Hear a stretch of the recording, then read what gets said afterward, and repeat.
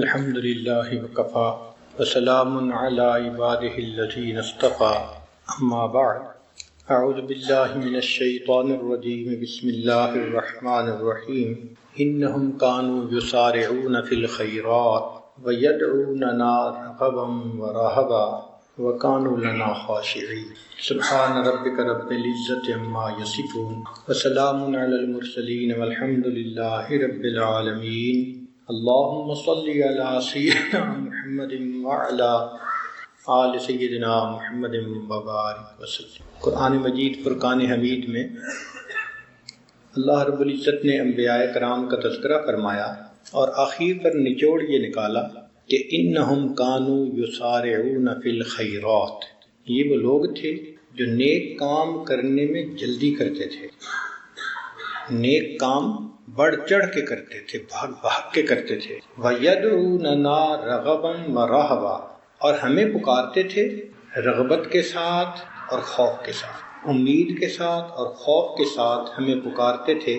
وَكَانُوا لَنَا خَاشِعِينَ، اور ہم سے ہی وہ ڈرا کرتے تھے۔ اس آیت مبارکہ میں دو اہم باتیں بتائی گئی ہیں کہ مومن کو اللہ رب العزت کے ساتھ امید اور خوف دونوں طرح کا معاملہ ہوتا ہے۔ قیل الایمان بین الخوف والرجاء، یہ کہا جاتا ہے کہ ایمان امید اور خوف کے درمیان ہوتا ہے۔ جس طرح بدلتے موسم کا پتہ نہیں چلتا، انسان کی کیفیات کا بھی پتہ نہیں چلتا، تو مختلف کیفیات انسان کی ہوتی ہیں، کبھی اس کو خوف فائدہ دیتا ہے، کبھی امید فائدہ دیتی ہے۔ اس لیے کہ فإن الخوف اذا فارق القلب خرب، اس لیے کہ جب دل سے خوف نکل جاتا ہے تو دل بگڑ جاتا ہے۔ والغالب علی نفس الفتور والکسل عن الطاعات، اور جب دل سے خوف خدا ختم ہو جاتا ہے تو دل سے اطاعت گزاری میں سستی شروع ہو جاتی ہے۔ والمیل الی الشہوات، اور انسان پھر شہوات کی طرف مائل ہو جاتا ہے۔ ودواء ذلک الخوف، اور اس کی دوا اللہ کا خوف ہے۔ فاما من دام علیہ الخوف، اور جس بندے پر زیادہ ہی خوف کی کیفیت رہے، حتی مال الی القنوط، حتیٰ کہ وہ مایوس ہونے لگ جائے، فینبغی ان یداوی بالرجاء، تو چاہیے کہ پھر اس کا دوا امید کے ساتھ کرے۔ ویذکر سعۃ رحمت اللہ، پھر اللہ تعالیٰ کی رحمتوں کا تذکرہ کرے۔ فمثال الخوف والرجاء، خوف اور امید کی مثال ایسی ہے کمثل الحرارۃ والبرودہ، جیسے انسان کے جسم میں حرارت اور ٹھنڈک ہوتی ہے، گرمی اور ٹھنڈک ہوتی ہے۔ فمن غالب علیہ احدہما یداوی بالآخر حتی یرجع الی حد الاعتدال، ٹھنڈک مزاج میں آ جائے تو پھر حرارت پیدا کرنے والی دوائیاں دیتے ہیں، اور طبیعت میں حرارت ہو جائے تو ٹھنڈک پیدا کرنے والی دوائیاں دیتے ہیں، حتیٰ کہ طبیعت اعتدال میں آ جائے۔ اور حدیث مبارکہ ہے لو وزن خوف المؤمن ورجاؤہ لاعتدل، کہ اگر مومن کے دل میں جو اللہ کا خوف ہوتا ہے یا امید ہوتی ہے، ان دونوں کا وزن کیا جائے تو دونوں برابر برابر ہو، یعنی امید اور خوف برابر برابر، جو کیفیت ہوگی اسی کے حساب سے وہ کبھی اپنے اوپر خوف کو طاری کرے، کبھی اپنے اوپر امید کو طاری کرے۔ اس کی مثال یوں سمجھیں، امام غزالی رحمۃ اللہ علیہ نے لکھا ہے کہ ایک گدھا گڑھے میں جا گرے تو اس کو نکالنے کے لیے گلے میں رسی ڈالتے ہیں اور پھر اس کو چارہ دکھاتے ہیں، تو وہ چارے کو دیکھ کے خود نکلنے کی کوشش کرتا ہے، اور اگر خود نکلنے کی کوشش نہ کرے تو پیچھے سے ڈنڈا لگاتے ہیں۔ تو چارہ دکھانے کا نام امید اور ڈنڈا لگانے کا نام خوف۔ تو جیسے گدھا نکل آتا ہے گڑھے سے، انسان کا نفس بھی گناہوں کے گڑھے سے نکل آتا ہے۔ حضرت علی رضی اللہ تعالیٰ عنہ فرمایا کرتے تھے کہ میرے نزدیک قرآن مجید کی سب سے زیادہ امید افزا آیت یہ ہے قل یا عبادی الذین اسرفوا علی انفسہم لا تقنطوا من رحمت اللہ۔ یہ قرآن مجید کی سب سے زیادہ ارجا آیت ہے، امید دلانے والی۔ امید کیسے ملتی ہے؟ ایک مثال سے سمجھیں کہ باپ اگر اپنے بیٹے سے ناراض ہو تو پھر بیوی کو کہتا ہے کہ اس کو سمجھا دو، یہ سیدھا ہو جائے ورنہ میں اسے گھر سے نکال دوں گا۔ اب دیکھیں انداز تخاطب بدل گیا غصے کی وجہ سے، یہ نہیں کہہ رہا میرے بیٹے کو سمجھا دو، اسے سمجھا دو، یہ سیدھا ہو جائے ورنہ میں اسے سیدھا کر دوں گا۔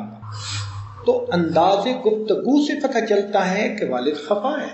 مگر اللہ رب العزت اس آیت مبارکہ میں گناہگاروں کا تذکرہ فرماتے ہیں کن الفاظ کے ساتھ؟ قل یا عبادی، کہہ دو اے میرے بندوں، یعنی گناہوں کے باوجود اللہ نے اپنی بندگی کی لسٹ سے تو خارج نہیں نہ کیا، اے میرے بندوں۔ تو میرے بندوں کا لفظ بتا رہا ہے کہ پروردگار چاہتے ہیں کہ یہ واپس لوٹ آئے۔ صوفان رضی اللہ عنہ فرماتے ہیں کہ نبی علیہ الصلوۃ والسلام نے ارشاد فرمایا ما احب ان لی الدنیا وما فیہا بہذہ الآیہ، اس آیت کے بدلے پوری دنیا بھی مل جاتی تو میں قبول نہ کرتا، ساری دنیا کے مقابلے میں یہ آیت جو مجھے مل گئی یہ مجھے زیادہ محبوب۔ بعض بزرگوں نے کہا کہ ارجا آیت یہ ہے ان اللہ لا یغفر ان یشرک بہ ویغفر ما دون ذلک لمن یشاء، کہ اللہ تعالیٰ شرک کو تو معاف نہیں کریں گے، اس کے سوا جو بھی گناہ ہوگا اللہ تعالیٰ چاہیں گے تو اس کو معاف کر دیں۔ تو بہت امید دلانے والی آیت ہے۔ ایک اور بزرگ فرماتے تھے وَمَن يَعْمَلْ سُوءًا أَوْ يَظْلِمْ نَفْسَهُ ثُمَّ يَسْتَغْفِرِ اللَّهَ يَجِدِ اللَّهَ غَفُورًا رَحِيمًا، یہ قرآن مجید کی سب سے زیادہ امید دلانے والی آیت ہے۔ کیوں؟ کہ اس میں اللہ تعالیٰ نے تذکرہ کیا ان لوگوں کا جو گناہ گار ہیں اور توبہ بھی کرتے ہیں۔ اللہ فرماتے ہیں کہ وہ پائیں گے اپنے رب کو مغفرت کرنے والا اور رحمت کرنے والا۔ امام زین العابدین رحمۃ اللہ علیہ فرماتے تھے کہ قرآن مجید کی سب سے امید دلانے والی آیت ہے وَلَسَوْفَ يُعْطِيكَ رَبُّكَ فَتَرْضَىٰ، تیرا رب تجھے اتنا دے گا کہ تو خوش ہو جائے گا۔ ہم اپنی زبان میں ترجمہ کریں تو یوں بنے گا کہ وَلَسَوْفَ يُعْطِيكَ رَبُّكَ فَتَرْضَىٰ، تیرا رب تجھے اتنا دے گا کہ تو بس بس کرے گا۔ اے میرے حبیب صلی اللہ علیہ وسلم، تیرا رب تجھے اتنا دے گا کہ تو بس بس کرے گا۔ تو یہ آیت قرآن مجید کی سب سے زیادہ امید والی آیت ہے۔ کیوں؟ اس لیے کہ حدیث قدسی ہے، اللہ رب العزت نے فرمایا یا جبریل، اے جبریل اذهب الی محمد صلی اللہ علیہ وسلم، جاؤ میرے محبوب صلی اللہ علیہ وسلم کے پاس، وَقُلْ لَهُ إِنَّا سَنَرْضِيكَ فِي أُمَّتِكَ، اور بتاؤ کہ میں امت کے معاملے میں آپ کو راضی کروں گا۔ اللہ اکبر۔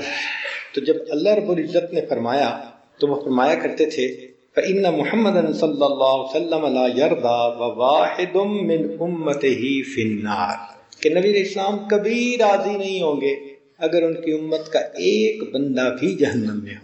کیسے راضی ہو سکتے؟ تو یہ بہت امید دلانے والی آیت ہے۔ تاہم خوف کا تعلق خارج کے ساتھ ہوتا ہے اور حزن کا تعلق داخل کے ساتھ ہوتا ہے۔ اندر جو غم ہوتا ہے نا اس کو حزن کہتے ہیں، اور باہر سے جو ڈر ہوتا ہے کسی کا اس کو خوف کہتے ہیں۔ اب خوف اور حزن دونوں کی تاثیر ہے۔ حزن کی تاثیر یہ ہے کہ جب انسان کا دل محزون ہو تو کھانا پینا چھوٹ جاتا ہے۔ جوان بیٹا فوت ہو گیا، ماں کا دل ہی نہیں چاہتا کھانے، بیٹا گم ہو گیا، کھانے کو دل نہیں چاہتا، بچہ فیل ہو گیا، اس کا کھانے کو دل نہیں چاہتا، کسی نے پبلک انسلٹ کر دی چونکہ دل غم زدہ ہے، کھانے کو دل نہیں چاہتا۔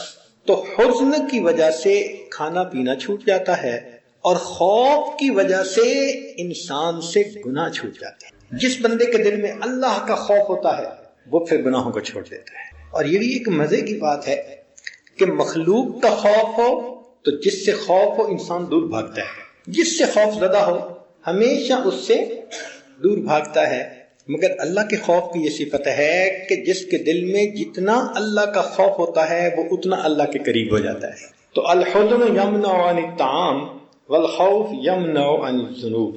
قرآن مجید کی کچھ آیات میں اللہ تعالیٰ نے امید والی باتیں کہیں اور کچھ میں ڈرانے والی باتیں کہیں، اور کچھ آیات ایسی ہیں جس میں دونوں۔ مثال کے طور پر نبی عبادی انی انا الغفور الرحیم، یہ امید، اور آگے فرمایا وَأَنَّ عَذَابِي هُوَ الْعَذَابُ الْأَلِيمُ۔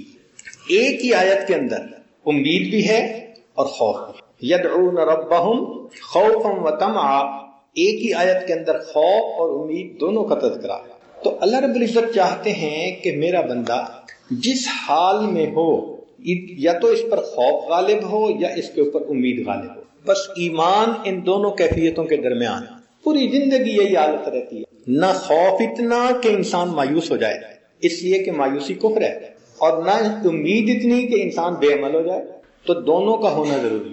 ہاں، بنی اسرائیل کا ایک آدمی تھا جو لوگوں کو بہت ڈراتا تھا اور مایوس کرتا تھا۔ رویہ ان رجلا من بنی اسرائیل کان یقنط الناس ویشدد علیہ، ان کو مایوس کرتا تھا اور سختی کرتا تھا، قیامت کے دن یوں پکڑ ہوگی یوں پکڑ ہوگی۔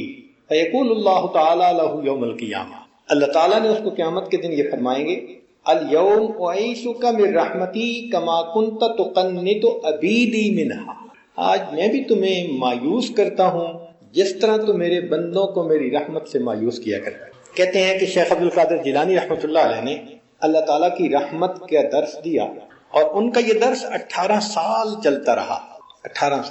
18 سال کے بعد ایک مرتبہ انہوں نے خوف کی آیت پڑھی اور ایسا بیان کیا کہ رو رو کے لوگوں کی آنکھیں سوج گئیں، بے ہوش ہو گئے، حتیٰ کہ کچھ لوگوں کے جنازے اٹھے، دل پہ اتنا اللہ کا خوف آیا۔ تو اللہ رب العزت نے الہام فرمایا، میرے پیارے، میرے بندوں کے سامنے میرے خوف کا تذکرہ کرتا ہے۔ تو عرض کیا، اللہ میں نے 18 سال تیری رحمت کا تذکرہ کیا، تو الہام ہوا کیا 18 سال میں میری رحمت ختم ہو گئی تھی؟ کیا 18 سال میں میری رحمت ختم ہو گئی تھی؟ اللہ رب العزت بھی چاہتے ہیں کہ میرے بندے میرے بن کے رہیں، ان کے دلوں میں امید رہے۔ خوف تو تب ہے کہ جب بغاوت دل میں آئے، پھر تو ڈنڈا دکھانا پڑتا ہے، جوتا دکھانا پڑتا ہے۔ چنانچہ اللہ رب العزت نے داؤد علیہ السلام کی طرف وحی نازل فرمائی، احببنی واحب من یحبنی وحببنی الی خلقی، کہ آپ بھی مجھ سے محبت کریں اور بندوں کے دلوں میں بھی میری محبت ڈالیں اور مجھے بھی مخلوق کا محبوب بنا دیں۔ تو داؤد علیہ السلام نے پوچھا، یا رب وکیف احببک الی خلقک، آپ کو کیسے میں مخلوق کا محبوب بناؤں؟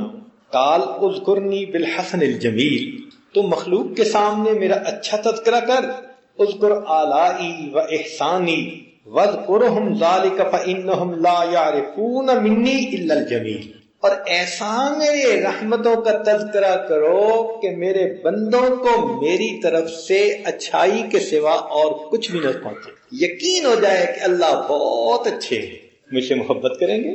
تو ہمیں اللہ تعالیٰ کی رحمت کا بھی خوب تذکرہ کرنا چاہیے۔ پروردگار بہت کریم ہے۔ کان ابو عثمان یتکلم فی الرجاء کثیرا، ایک بزرگ تھے ابو عثمان رحمۃ اللہ علیہ، وہ اللہ تعالیٰ کی رحمتوں کا بہت تذکرہ کرتے تھے۔ فروی بعد موتہ فی المنام فقیل لہ کیف کان قدومک علی اللہ، جب اس کی وفات ہوئی کسی کو خواب میں نظر آئے تو انہوں نے پوچھا کہ بھئی اللہ کے سامنے کیسے پیشی ہوئی؟ فقال اقامنی بین یدیہ، کہا کہ مجھے رب کریم نے اپنے سامنے کھڑا فرمایا۔ وقال ملذی حملک علی ما فعلت، جو تو نے کیا، یعنی بندوں کے سامنے ہمیشہ میری رحمت کا تذکرہ کیا، اس چیز پر تجھے کس نے آمادہ کیا؟ فقلت، میں نے جواب دیا، اردت ان احببک الی خلقک، میں نے ارادہ کیا کہ میں آپ کو مخلوق کا محبوب بناؤں، اس لیے میں نے آپ کی رحمت کا تذکرہ کیا۔ قال قد غفرت لک ذنبک، فرمایا اچھا پھر ہم نے تیرے گناہوں کی بھی بخشش فرما لی۔ ہم جہاں جاتے ہیں ہم تیرا فسانہ چھیڑ دیتے ہیں، ہر جگہ بیٹھیں اللہ کی رحمت کا تذکرہ کریں، اللہ کی نعمتوں کا تذکرہ کریں، اللہ رب العزت کے احسانات کا تذکرہ کریں، تو مخلوق کے دل اللہ سے خود بخود محبت کریں گے۔ اس لیے کہ الانسان عبد الاحسان، انسان احسان کا بندہ ہوتا ہے۔ آپ نے دیکھا نہیں ہے جانوروں کو، جو لوگ ان کو کھلاتے ہیں پلاتے ہیں تو جانور بھی ان کی رعایت کر لیتے ہیں، حالانکہ شیر کس قدر وحشی جانور ہے مگر اپنے کھانا کھلانے والے کا وہ بھی لحاظ کر لیتا ہے۔ تو انسان تو پھر انسان ہے، جب اس کے سامنے تذکرے ہوں گے اللہ تعالیٰ کی رحمت کے تو یقیناً وہ اللہ رب العزت سے ضرور محبت کرے گا۔ انسان گناہوں سے بچنے کی کوشش کرے جتنی کر سکتا ہے، اور اگر سرزد ہو تو اللہ تعالیٰ سے معافی مانگے، اور کوشش یہ کرے کہ اللہ تعالیٰ سے حسن ظن رکھے۔ حدیث پاک میں ہے، تم میں سے کوئی بندہ نہ مرے مگر اس حال میں کہ اللہ تعالیٰ کے ساتھ حسن ظن ہو، اچھا گمان ہو، کہ میرا مالک بہت کریم ہے، بڑا مہربان ہے، وہ ضرور میرے اوپر مہربانی فرمائے۔ چنانچہ عمر بن خطاب رضی اللہ عنہ فرماتے ہیں ایک عورت تھی، اس کا بیٹا گم ہو گیا، وہ بیچاری لشکر میں ادھر ادھر بھاگی پھر رہی تھی اور اس کو کوئی ہوش نہیں تھا۔ اچانک اس کو بیٹا ملا، اس نے بیٹے کو اٹھایا، سینے سے لگایا اور خوب اس کو پیار کیا۔ تو جب اس کو اس طرح پیار کرتے دیکھا تو نبی اسلام نے صحابہ سے پوچھا کیا یہ ماں اپنے اس بیٹے کو آگ میں ڈال دے گی؟ تو صحابہ نے عرض کیا اے اللہ کے حبیب صلی اللہ علیہ وسلم، یہ تو اتنی پاگل بنی پھرتی ہے کہ ذرا نظروں سے اوجھل ہوا تو اس کو چین نہیں تھا، قرار نہیں تھا، جب تک بیٹا مل نہیں گیا اس کی حالت دیکھنے والی تھی، اور اب اس نے بیٹے کو اٹھایا، سینے سے لگایا، چوم رہی ہے، دودھ پلا رہی ہے، یہ کیسے آگ میں ڈالے گی؟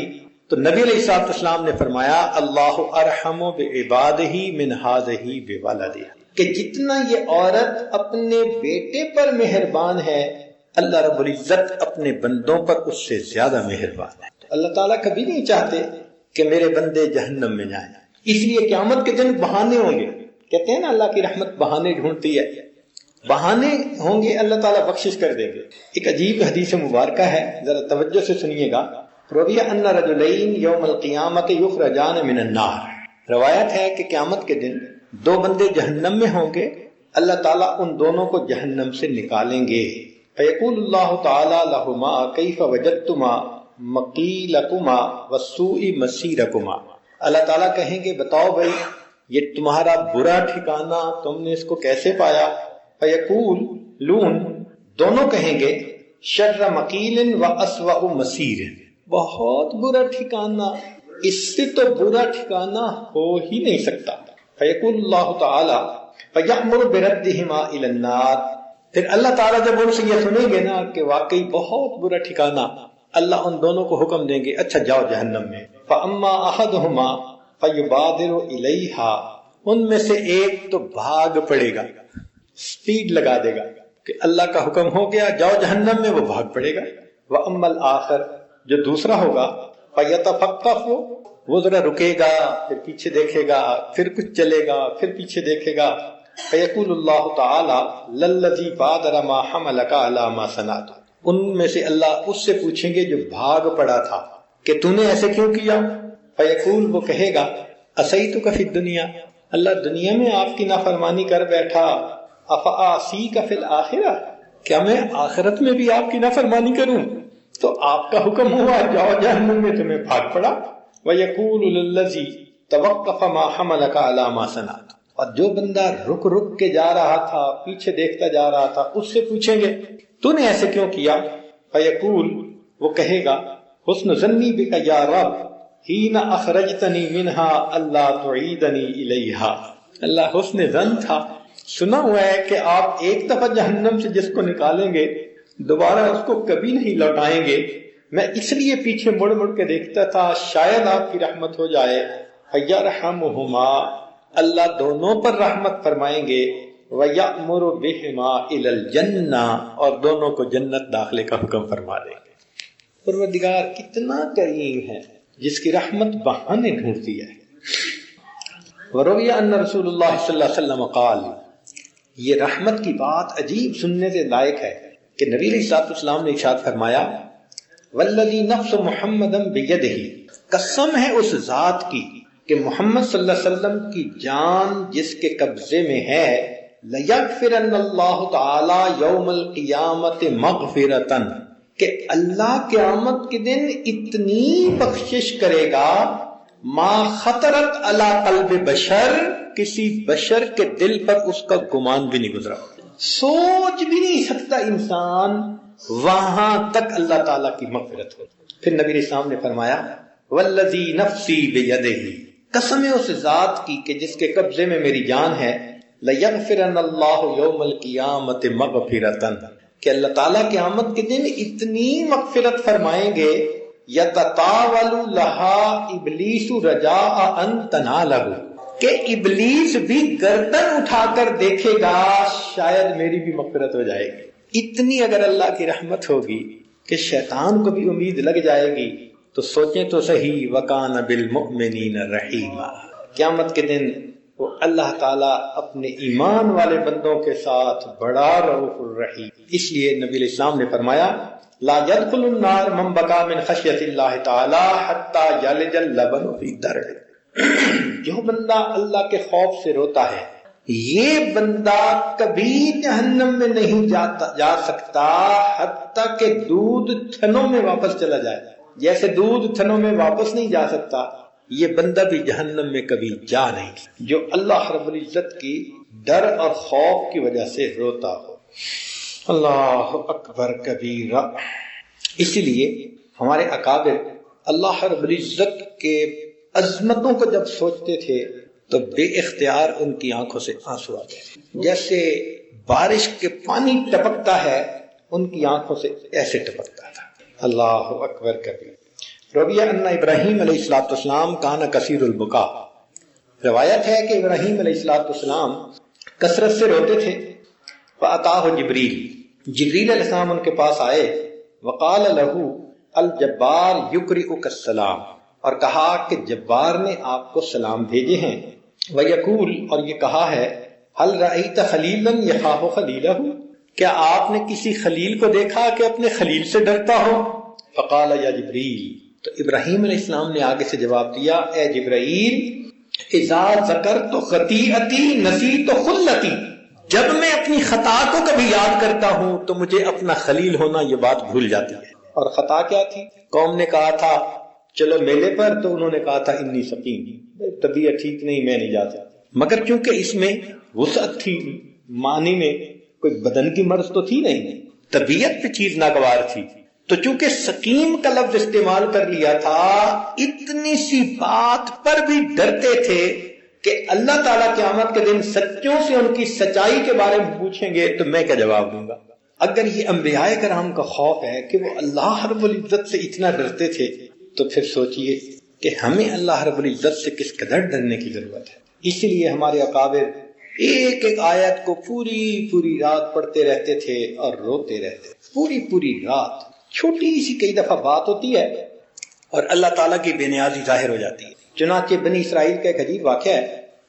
اس کو مولانا روم رحمۃ اللہ علیہ نے بھی اپنی مثنوی شریف میں لکھا ہے. خرج عیسیٰ علیہ السلام یوم و معہ عابد من عباد بنی اسرائیل. عیسیٰ علیہ السلام ایک دن نکلے اور بنی اسرائیل کے عبادت گزاروں میں ایک بڑا نیکوکار اور عبادت گزار بندہ ان کے ساتھ تھا. فتابعہما رجل عاصٍ. تو ایک گناہ گار بندہ ان کے پیچھے چلنے لگ گیا عیسیٰ علیہ السلام اور اس نیک بندے کے. فماقتہ العابد. عابد نے اس چیز کو ناپسند سمجھا. وقال. اور یہ کہا اللہم لا تجمع بینی و بین ھذا العاصی. اللہ مجھے اور اس گناہ گار کو قیامت کے دن اکٹھا نہ کرنا. ادھر اس نے یہ کہا اور ادھر وہ گناہ گار جو تھا جو پیچھے آ رہا تھا وہ اللہ سے دعا مانگتا ہے. فقال العاصی اللہم اغفر لی. تو گناہ گار نے یہ دعا مانگ لی اللہ مجھے بخش دینا. فاوحى اللہ تعالی الی عیسیٰ علیہ السلام. اللہ نے عیسیٰ علیہ السلام کی طرف وحی بھیجی. قد استجبت دعاءہما. میں نے ان دونوں کی دعاؤں کو قبول کر لیا. فرددت الصالح. پس میں نے اس نیک بندے کو اپنے دربار سے دھتکار دیا. وغفرت للمحروم. اور اس گناہ گار کو میں نے بخشش فرما دی کہ گناہ گار نے کہا تھا اللہ بخشش کر دے تو میں نے اس کی بخشش کر دی. اور کیونکہ اس نیک نے دعا مانگی تھی اللہ مجھے اس کے ساتھ اکٹھا نہ کرنا لہذا میں نے اس کو جنت کی بجائے جہنم میں بھیج دی. کتنی چھوٹی سی بات ہے. پتہ نہیں کتنے سالوں سے عبادت میں لگا ہوگا مگر اس کی یہ چھوٹی سی بات جو ظاہر ہمارے دیکھنے میں اللہ کے ہاں تو چھوٹی نہیں ہے نا مگر ہمارے دیکھنے میں تو یہ چھوٹی سی بات ہے. اس ایک بات پر اللہ رب العزت کی طرف سے اس کے اوپر پکڑ آ گیا. تو اس لیے ہمارے اکابر اللہ رب العزت کی شان بے نیازی سے ڈرتے. کہتے ہیں کہ سفیان ثوری رحمۃ اللہ علیہ ایک مرتبہ رو رہے تھے. ان کے ایک دوست آئے.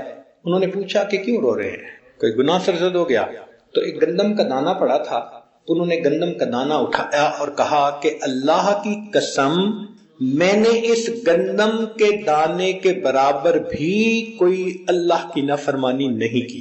میں نے ارادے سے کوئی گناہ نہیں کیا. گندم کے دانے کے برابر بھی گناہ نہیں کیا. اس نے کہا جب گناہ نہیں کیا تو پھر روتے کیوں ہے؟ کہنے لگے میں اللہ کی شان بے نیازی سے رو رہا ہوں کیا معلوم کہ موت کے وقت میں ایمان کی سلامتی کے ساتھ جاؤں گا یا ایمان سے محروم ہو جاؤں گا۔ تو ہمارے اکابر ڈرتے روتے رہتے تھے کہ موت کے وقت کہیں ایمان سلب نہ ہو۔ چنانچہ موت کے وقت شیطان اس کے سامنے ایسی صورت بنا کے آتا ہے کہ بندے کے دل میں ڈالتا ہے کہ تو خواہ مخواہ اتنا ہی باتیں کرتا رہا، اتنی ضرورت تو کوئی نہیں تھی۔ اس کے دل میں ایمان ہلا دیتا ہے اور اسی کنڈیشن میں اس بندے کی روح نکال لی جاتی ہے۔ یہ بہت خطرہ ہے، اس لیے ہمارے اکابر ڈرا کرتے ہیں۔ صاحب رجل نباش، ایک بندہ تھا کفن چور تھا، لوگ دفن کر کے آتے تھے، وہ قبر کھود کے رات کو نیا کفن نکال لیتا تھا اور مردے کو ویسے ہی مٹی میں دبا دیتا تھا۔ فسئل عن توبتہ، لوگوں نے پوچھا بھئی تو نے توبہ کیسے کی؟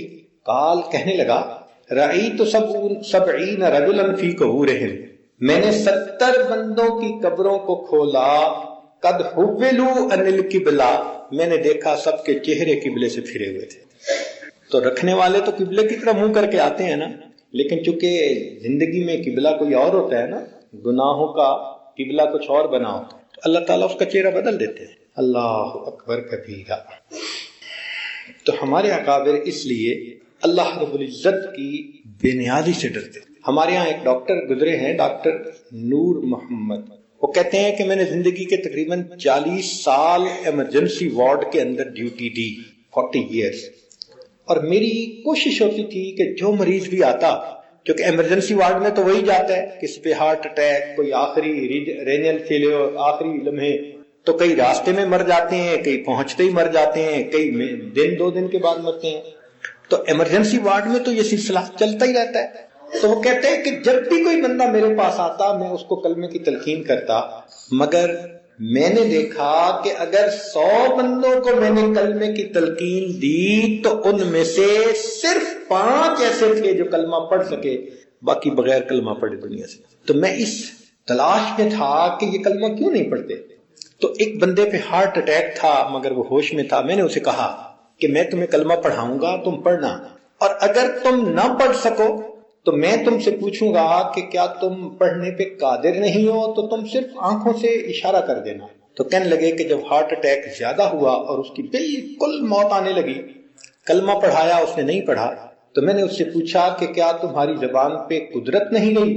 اس نے آنکھوں کے اشارے سے کہا کہ ہاں، زبان پہ فالج پڑ گیا ہے، اب میں کلمہ پڑھنے کے اوپر قادر ہوں۔ تو آخری لمحے میں زبان پہ اللہ تعالیٰ فالج ڈال دیا۔ یہ جو دو رنگی کی زندگی ہوتی ہے، گناہوں بھری زندگی ہوتی ہے، منمانی کی زندگی ہوتی ہے، اس کا نتیجہ یہی ہوتا ہے۔ اس لیے نبی علیہ الصلوۃ والسلام نے فرمایا کہ قیامت کے قرب قیامت میں ایسا وقت آئے گا، تم دیکھو گے کہ ایک بندے کا نام پوری زندگی مسلمانوں کی فہرست میں ہوگا، جب موت کا وقت آئے گا تو مسلمانوں کی فہرست سے اس کا نام خارج کر دیا جائے۔ اب آخری وقت کیا ہوتا ہے، یہ ہمارے سر کے اوپر ایک خوف ہر وقت ہے، کس کے اوپر کب امتحان آ جائے، کس حال میں امتحان آ جائے۔ اللہ اکبر کبیرہ۔ چنانچہ ولما مکر بابلیس لعنہ اللہ طفق جبریل و میکائیل علیہم السلام یبکیان، کہ جب اللہ رب العزت نے شیطان مردود سے یہ کہا کہ فخرج منہا فانک رجیم، نکل جا یہاں سے تو مردود ہے، تو رب کریم نے فرمایا کہ اے جبرائیل اور اے میکائیل تم کیوں رو رہے ہو؟ یعنی اللہ رب العزت نے شیطان کو رد فرمایا، اور جب اس کا حال فرشتوں نے دیکھا تو فرشتے رونے لگ گئے۔ تو جب فرشتوں کو روتے دیکھا تو فَأَوْحَى اللَّهُ تَعَالَى إِلَيْهِمَا مَا لَكُمَا تَبْكِيَانِ، اللہ تعالیٰ نے دونوں سے پوچھا کہ تم دونوں کیوں روتے ہو؟ قَالَا، دونوں جواب دیا، یا رب ما نأمن مکرک، اے اللہ ہم دونوں آپ کی خفیہ تدبیر سے امن میں نہیں، پتہ نہیں ہمارا انجام کیا ہوگا۔ قال اللہ تعالی، اللہ نے فرمایا ہَكَذَا كُونَا لَا تَأْمَنَا مَكْرِي، ایسے ہی ہونا چاہیے، تم دونوں کو میری خفیہ تدبیر سے ڈرتے ہی رہنا چاہیے۔ اللہ اکبر، اگر فرشتے ڈر رہے ہیں اللہ کی تدبیر سے تو پھر ہمارا کیا حال۔ اس لیے بہت ڈرنے والی بات ہے۔ کہتے ہیں کہ ایک مرتبہ جبریل علیہ الصلوۃ والسلام نبی علیہ السلام کی خدمت میں حاضر ہوئے تو نبی علیہ السلام بیت اللہ کے قریب تھے، تو جبریل علیہ السلام نے بیت اللہ کا غلاف پکڑا اور دعا مانگی، الہی لا تبدل جسمی ولا تغیر اسمی، اور ڈر رہے تھے اور کانپ رہے تھے۔ تو نبی علیہ الصلوۃ والسلام نے پوچھا جبرائیل یہ تم نے کیا دعا مانگی؟ تو انہوں نے کہا اے اللہ کے حبیب صلی اللہ علیہ وسلم میں نے شیطان کو مردود ہوتے آنکھوں سے دیکھا ہے، ہزاروں سال اس نے عبادت کی تھی اور بالآخر وہ اللہ کے دربار سے دھتکار دیا گیا، تو جب سے میں نے شیطان کو دھتکارتے دیکھا اپنی آنکھوں سے تو میں اللہ رب العزت سے بہت ڈرتا ہوں۔ میں یہ دعا مانگ رہا تھا الہی لا تغیر اسمی ولا تبدل جسمی، اللہ میرا نام نہ بدل دینا اور میرے بدن کو نافرمانوں کی قطار میں شامل نہ کر لینا۔ شیطان کا نام پہلے تو طاؤس الملائکہ کہا جاتا تھا نا، منیٹر فرشتوں کا، لیکن بعد میں پھر کیا ہوا؟ ابلیس مردود ہو گیا، اللہ نے نام بھی بدل دیا اور فرما برداروں کی فہرست سے اس کا نام نکال کے نافرمانوں میں شامل فرما دیا کہ یہ میرا دشمن ہے۔ تو کہنے لگے کہ جب میں نے شیطان کو مردود ہوتے دیکھا اس وقت سے اللہ کا ایسا خوف ہے میرے دل میں کہ میں دعا مانگتا ہوں الہی میرا نام نہ بدل دینا، میرے جسم کو فرما برداروں کی فہرست سے نکال کے نافرمانوں میں شامل نہ کر دے۔ فرشتے اگر روتے اور دعا کرتے ہیں تو ہمیں تو بہت زیادہ رونے کی ضرورت ہے۔ حضرت شیخ الحدیث رحمۃ اللہ علیہ نے واقعہ لکھا ہے نا، عبداللہ اندلسی رحمۃ اللہ علیہ کا تفسیر سے لکھا ہے، حافظ الحدیث 1,00,000 حدیثیں یاد تھیں، حافظ قرآن تھے، لاکھوں بندے ان کے شاگرد تھے۔ حضرت شبلی رحمۃ اللہ علیہ کے شیخ ایک مرتبہ اپنے شاگردوں کے ساتھ جا رہے تھے، ایک نصارہ کی بستی کے قریب سے گزرنا ہوا تو ان کے گھروں کے اوپر صلیبیں لٹکی ہوئی تھی، صلیب کے نشانات بنے ہوئے تھے۔ تو شیخ نے ان کو دیکھا اور کہنے لگے یہ کیسے کم عقل لوگ ہیں، اللہ کے ساتھ شریک بناتے ہیں۔ بس اتنی سی بات ہوئی۔ اس کے بعد نماز کا وقت تھا تو انہوں نے شاگردوں کو کہا کہ بھائی وضو کرو، نماز کی تیاری کر لو۔ تو بستی کے باہر ایک کنواں تھا، سب وہاں پر وضو کرنے کے لیے چلے گئے۔ جب وضو کرنے کے لیے گئے تو کچھ نوجوان لڑکیاں بستی کی وہاں پانی بھر رہی تھیں اور یہ ان کے انتظار میں کھڑے ہو گئے۔ تھوڑی دیر کے بعد جب وہ چلی گئی تو شاگردوں نے کہا کہ حضرت وہ چلی گئی ہیں، اب ہم وضو کر لیں۔ تو وہ کہنے لگے کہ نہیں، بس تم لوگ وضو کرو اور نماز پڑھو، میرے اندر تو جو کچھ تھا وہ سب کا سب مجھ سے چھین دیا گیا، میرا اندر خالی ہو گیا۔ بڑا کہا مگر انہوں نے کہا نہیں جاؤ۔ لوگوں نے نماز پڑھی، بہت دیر منت سماجت کی مگر وہ وہیں بیٹھے رہے، حتیٰ کہ ان کے کہنے پر شاگرد واپس آ گئے۔ اب جب واپس آئے اور انہوں نے آ کے اپنے مقام پہ لوگوں کو بتایا کہ ہمارے استاد کے ساتھ تو یہ بنا، تو لوگوں کا تو رو رو کے برا حال ہو۔ عجیب کیفیت لوگوں کی کہ اتنے نیک آدمی، قرآن کے بھی حافظ، حدیث کے بھی حافظ، 1,00,000 حدیثیں جن کو یاد ہوں اور جو لاکھوں بندوں کی ہدایت کا ذریعہ بن رہے ہوں، ان کے ساتھ یہ کیفیت آ گئی۔ خیر ادھر معاملہ کیا ہوا کہ جب وہ لوگ چلے گئے تو عبداللہ اندلسی رحمۃ اللہ علیہ اٹھے اور بستی کے ایک بندے سے پوچھا کہ وہ جو لڑکیاں پانی بھر رہی تھیں ان میں اس طرح کے کپڑوں والی لڑکی کون تھی؟ اس نے کہا کہ بستی کا جو سربراہ ہے، امیر ہے، اس کی بیٹی ہے وہ۔ پوچھا گھر کہاں؟ اس نے کہا فلاں جگہ گھر ہے۔ گئے، دروازہ کھٹکھٹایا تو وہ نصرانی نکلا۔ پوچھا اس سے کہ کیا یہ تمہاری بیٹی تھی جو ابھی پانی بھر کے واپس آئی؟ اس نے کہا۔ کہنے لگے کہ کیا میری اس سے شادی ہو سکتی ہے؟ اس نے کہا بھئی دیکھو ہم اجنبی لوگوں سے تو شادی کرتے نہیں، اگر تم چاہتے ہو تو ہمارے پاس کچھ عرصہ رہو، ہماری آپس میں تعارف ہو تو پھر ہم سوچ سکتے ہیں۔ کہنے لگے ٹھیک ہے میں رہتا ہوں۔ اس نے کہا مگر ایک کام کرنا ہوگا۔ کیا؟ کہ ہم نے سور پالے ہوئے ہیں کئی سارے، جیسے لوگ بکریاں پالتے ہیں نا، ایسے سور پالتے تھے یہ نصرانی، تو ان کو چرانا پڑتا ہے، تو آپ کی یہ ڈیوٹی ہوگی کہ آپ سارا دن سور چرائیں گے، یہ کام کریں گے پھر یہاں رہیں گے۔ کہنے لگے ٹھیک ہے۔ اب اندازہ لگائیے، صبح ہوتا یہ سور نکالتے اور سوروں کو سارا دن چراتے ہوئے شام کو واپس لے آتے۔ 1 سال اسی حال میں گزر گیا۔ ادھر شبلی رحمت اللہ علیہ، ان کو اپنے استاد سے بڑی محبت تھی، سچی عقیدت تھی۔ وہ ہمیشہ سوچتے تھے کہ جو ان کے ساتھ ہوا یہ اللہ کی طرف سے کوئی امتحان ہے، مگر میرے شیخ نیک تھے، متقی تھے، اللہ ان کی حفاظت ضرور کریں گے۔ 1 سال کے بعد وہ ان کے حالات کا پتہ کرنے کے لیے اس بستی میں آئے۔ بندوں سے پوچھا بھئی اس طرح کا ایک بندہ یہاں رہتا ہے؟ ان کا ہاں تم باہر چلے جاؤ، اور وہاں سور چر رہے ہوں گے اور وہ ان کو چرا رہا ہوگا، تو وہ باہر کی طرف چلے گئے۔ ایک میدان میں دیکھتے ہیں کہ گھاس ہے اور سور چر رہے ہیں، اور یہ شیخ اس جگہ کھڑے ہوئے، قریب آئے، پوچھا کہ آپ تو قرآن مجید کے حافظ تھے، کیا ابھی قرآن مجید کا حفظ باقی ہے؟ کہنے لگے نہیں، میں پورا قرآن پاک بھول گیا، پورا قرآن پاک بھول گئے۔ انہوں نے کہا کوئی ایک آیت یاد ہو؟ تو سوچ کے کہنے لگے ہاں ایک آیت مجھے یاد آتی ہے، کیا؟ وَمَن يُهِنِ اللَّهُ فَمَا لَهُ مِن مُكْرِمٍ، جسے اللہ ذلیل کرنے پہ آتا ہے اسے عزت دینے والا کوئی نہیں ہوتا۔ اللہ کی شان بے نیازی دیکھیے، جسے اللہ ذلیل کرنے پہ آتا ہے اسے عزت دینے والا کوئی نہیں ہوتا۔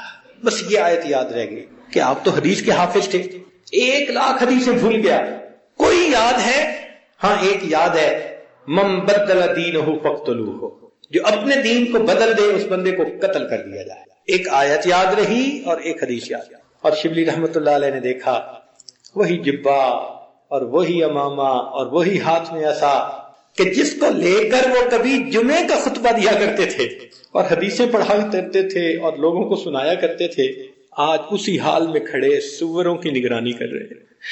شبلی رحمت اللہ علیہ رونے لگے، اور رونے سے پھر انسان کے لیے دروازے کھل جاتے ہیں۔ ان کے رونے کو دیکھ کر شیخ کے اوپر بھی گریہ طاری ہوا، اور اس گریے کی حالت میں انہوں نے یہ الفاظ کہے، اللہ میں آپ سے یہ گمان تو نہیں کرتا تھا، اے اللہ میں آپ سے یہ گمان تو نہیں کرتا تھا کہ میں اس حال میں پہنچ جاؤں گا،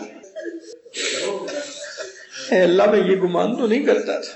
بس اللہ رب العزت کی پھر رحمت متوجہ ہوئی، اور اللہ نے پھر ان کے دل میں وہ نعمت واپس لوٹا دی۔ پھر وہ واپس آئے، پھر اللہ نے قرآن پاک بھی واپس یاد کروا دیا، 1,00,000 حدیثیں بھی یاد کروا دی۔ تو شبلی رحمت اللہ علیہ نے ان سے پوچھا کہ حضرت یہ سارا معاملہ جو ہوا اس کے پیچھے معاملہ کیا تھا؟ تو انہوں نے کہا کہ جب میں عیسائیوں کی بستی کے قریب سے گزر رہا تھا تو صلیب کو دیکھ کر میرے ذہن میں ایک بات آئی، یہ کیسے کم عقل ہیں جو اللہ کے ساتھ کسی کو شریک بناتے ہیں۔ اس بات پہ میری پکڑ ہوئی۔ اللہ نے فرمایا اچھا تم اگر ہدایت پر ہو یہ تمہاری عقل کا کمال ہے یا یہ میرا فضل و کمال ہے؟ اللہ اکبر کبیر۔ تو اگر اتنی باریک باریک باتوں پہ پکڑ ہو جاتی ہے پھر ہم کس کھیت کی گاجر مولی ہیں بھائی؟ ہمیں تو اللہ تعالیٰ سے بہت ڈرنا چاہیے، جتنا کرے اتنا ڈرے کہ اے پروردگار عالم تو ہم پر مہربانی فرما دینا اور ہمیں اس دنیا سے جاتے ہوئے ایمان کی سلامتی کے ساتھ اللہ آخرت کی طرف لے جانا۔ ہم اس قابل نہیں ہیں۔ یہ فتنوں کا زمانہ ہے، دجالی فتنے شروع ہو چکے ہیں۔ نبی علیہ الصلوۃ والسلام نے جس وقت میں کہا کہ ایک وقت آئے گا تم دیکھو گے صبح ایک وقت ایمان والا ہوگا، شام سونے کے لیے بستر پہ جائے گا ایمان سے خالی۔ تو وہی کوئی غلطی نہ ہو جائے، کوئی کوتاہی نہ ہو جائے، انسان ہر وقت اللہ سے ڈرتا بھی رہے، معافی بھی مانگتا رہے اور اللہ تعالیٰ کی رحمت کی طرف متوجہ ہو۔ پروردگار عالم ہمارے حال پر رحمت کی نظر فرما، اور الہی ہمیں اپنی رحمت ہی کا معاملہ فرما۔ ربنا تقبل منا انک انت السمیع العلیم تب علینا انک انت التواب الرحیم برحمتک یا ارحم الراحمین۔ تھوڑی دیر کے لیے مراقبہ جائیے، آنکھوں کو بند کر لیجئے، سر کو جھکا لیجئے، دنیا اور جو کچھ دنیا میں ہے اس سے ہٹ کے اللہ رب العزت کی یاد میں ڈوب جائیے۔